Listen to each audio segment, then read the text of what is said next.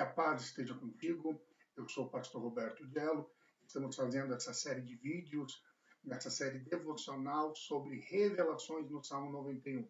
Essa série está sendo feita para abençoar os membros da nossa igreja, mas também a todos quanto assistirem esses vídeos, receberem uma revelação, uma direção da parte de Deus através da sua palavra. Já falamos no verso 1, aquele que habita no esconderijo do Altíssimo, a sombra do Onipotente descansará. No verso 2, pois diz ao Senhor, tu és o meu refúgio, a minha fortaleza, Deus meu, em quem confio. Hoje eu quero trazer uma revelação sobre o verso 9. No verso 9 diz assim, pois disseste, o Senhor és meu refúgio, fizeste do Senhor a sua habitação. Então, nos mostra que para entrar nesse lugar de segurança, de repouso, de proteção, de fazer do Senhor a nossa habitação, tem uma atitude para nós tomarmos, e essa atitude é o falar, pois disseste, o Senhor é o meu refúgio. Queridos, a fé é ela que nos faz alcançar as bênçãos divinas. Efésios 2:8 diz que tudo que recebemos de Deus, recebemos por intermédio da graça, mas por meio da fé. E a fé ela não pode ser apenas intelectual, a fé precisa entrar em ação.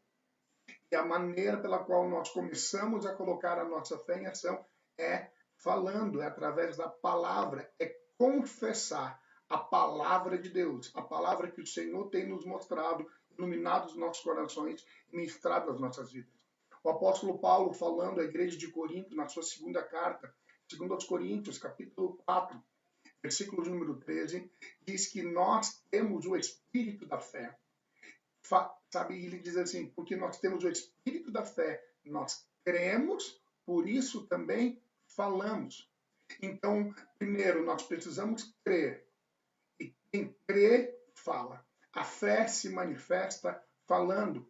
E isso é um poder espiritual de fazer você crer no seu coração. Mas quando você crê no seu coração, você precisa falar com a sua boca. Nós sabemos que a maior de todas as bênçãos, e a primeira, e aquela que traz juntas todas as outras, é a bênção da salvação, a salvação em Cristo Jesus.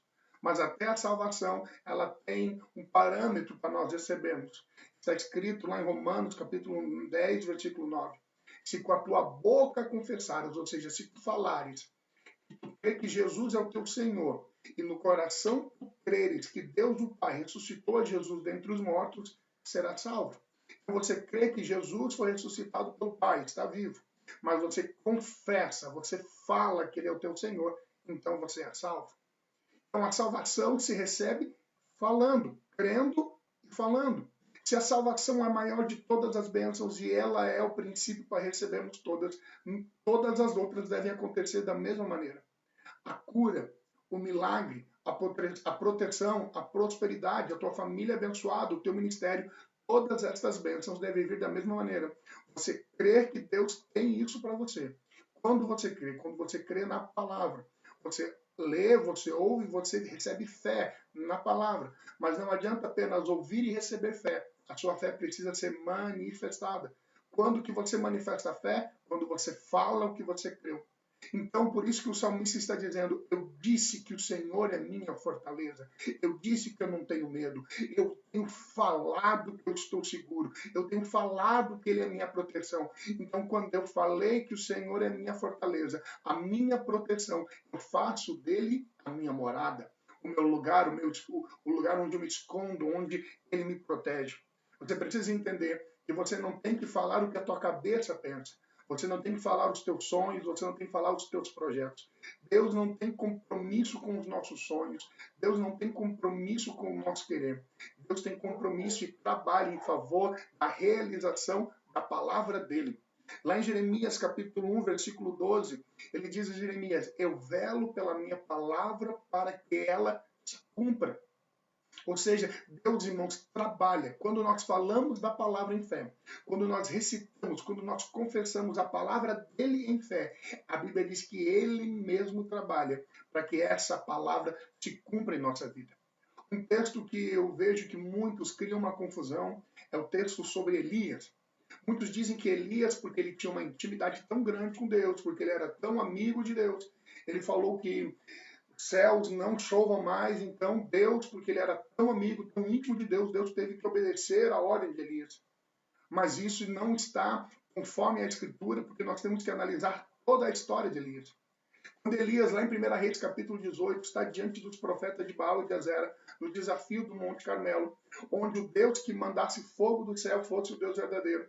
Ele autoriza que os deuses, os profetas dos deuses pagãos fossem primeiro. Não acontece nada, você conhece a história. E lá em 1 Reis, capítulo 18, versículo 36 ao 38, Elias faz uma oração muito curta, falando que ele servia a Deus, falando que ele era de Deus, mas ele fala uma expressão muito interessante. Ele diz assim: segundo a tua palavra, eu fiz todas estas coisas. Então Elias, Deus, ele não cumpre a palavra de Elias. Irmão, nós seres humanos, falhos, fracos e pecadores na nossa essência carnal, não temos o poder de mover os céus com as nossas palavras.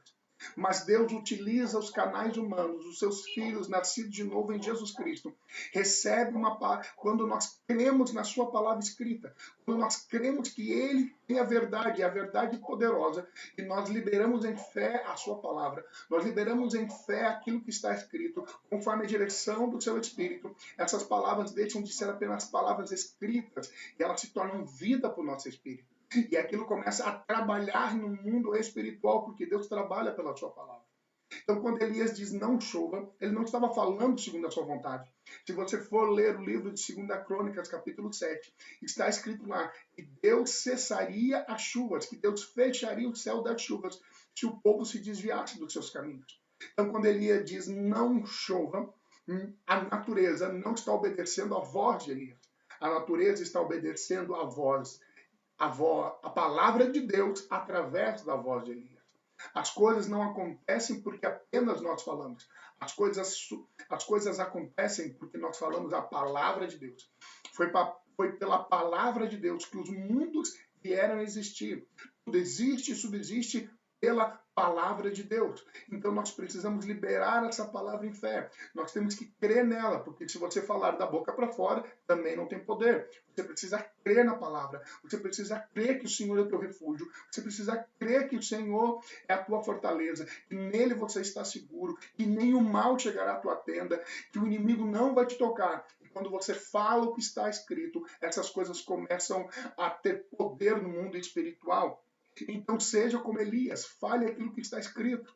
Isaías capítulo 53 diz que pelas suas pisaduras nós já fomos sarados. Então você vai olhar para a sua vida e dizer: eu sou curado, eu sou sarado, eu não sou alguém enfermo, eu não sou alguém doente, eu fui curado pelas pisaduras de Jesus. O apóstolo Paulo diz em Filipenses que Deus há de suprir todas as nossas necessidades segundo as suas riquezas em glória em Cristo Jesus.